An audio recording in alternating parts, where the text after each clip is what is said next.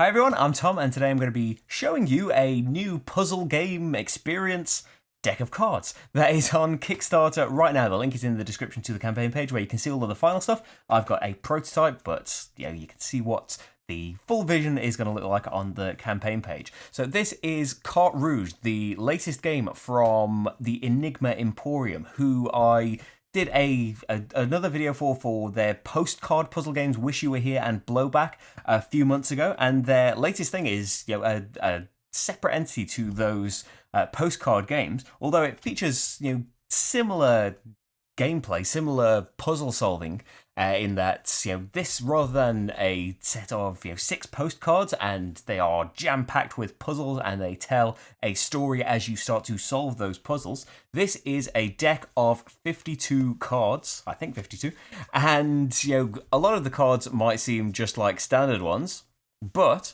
hidden throughout many of them are puzzles, and I'll hopefully be cutting 2 close-ups throughout this where you can get a better sense of them, although hopefully not spoil too much of it. So bonus, you've got a puzzle game and you've got a functional deck of cards as well in it.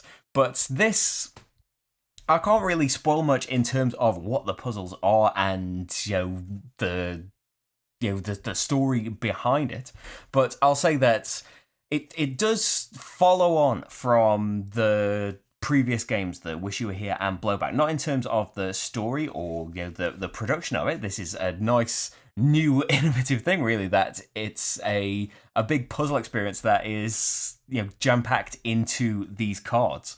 But if you have played those or know about them, they use things like ciphers and codes and things, and maybe alphabets that you might not be familiar with, that require your own research, or you might recognize it if you are already into that side of things, or you need to do your own research as to how you might go about solving these things. This definitely ramps up the difficulty, I think, Carte Rouge. I definitely, we always have to go onto the hints page, which is always provided in the Enigma Emporium's games. You can basically, if you really want to, you could get the solution for everything. But they have got a series of, I think there's about 5 hints for each puzzle, and they slowly and steadily give you a little bit more help, and then finally, if you're still completely stuck, they can say what it is so you can progress on to the next thing. But it's nice that, similarly to how the postcard games work, these puzzles aren't, all independent. It isn't just like this card involves these puzzles, and once you've solved it, you can go on to the next card. No, the way to solve this might be through another card, or it might be through a combination of cards, or you might not have the information to be able to solve this card until you have done other things. So it's definitely a game of that. Maybe I went to some of the hints too quickly, because after seeing a couple of the hints, I thought, then I should have gone back. That just means I'm not ready for it yet. I should have just given up and gone to a different thing first. So it's nice that there's this interlinked thing in there that requires you to really, really exercise your brain as you think, am I just not figuring this out yet, or do I not have all of the information? It also tells a story. I'll say that the balance between story and puzzle has shifted somewhat. That there's still a story going on in this. There is still something to solve, and there is an overarching thing behind it that I don't want to spoil any of. But I'll say there was more of it in Wish You Were Here and Blowback. And even though it's really hard being vague about these games. I do apologise. Even though there is that present in there, I did feel more engaged and excited by the story that was going on in the postcard games. But that may be down to the nature of the stories that were in there. Whereas this is definitely a different kind of story.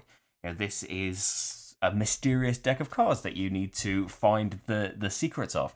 But having said that, I found that the puzzle element was definitely felt ramped up, or maybe I'm just somehow getting worse at puzzles over the course of doing this. It's definitely felt a lot more difficult for me, but quite satisfying. It did take a lot more just staring into space, trying to figure out these things. What am I just not seeing combine amongst all of these different things that I've seen? What have I seen previously that needs to be in my mind to be able to solve this next thing?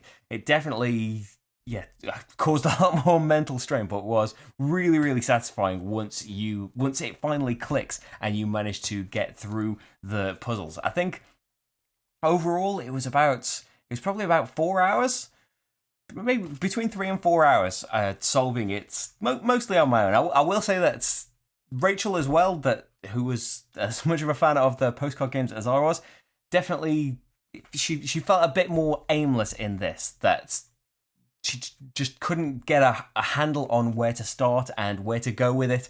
And yeah, it didn't really keep her interest. But yeah, I persevered through that initial, I don't know where to begin. And once you have got the hook, once you've got the initial, once you've started peeling away at the layers of it, you can start to get a sense of where you are and what else needs to be solved.